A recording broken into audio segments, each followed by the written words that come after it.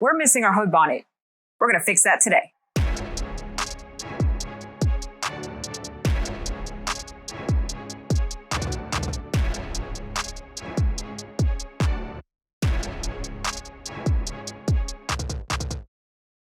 For some reason, our hood bonnet's been missing for years. Don't know if we threw it away, if we never came with it. Either way, we're gonna install a new one today.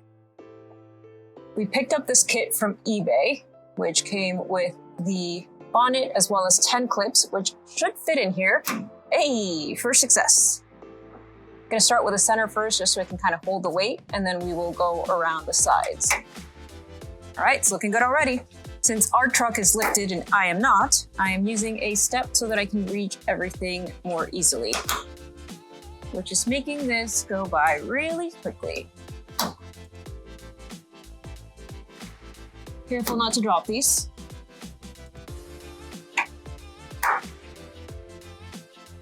If only all 4Runner mods were this quick and easy.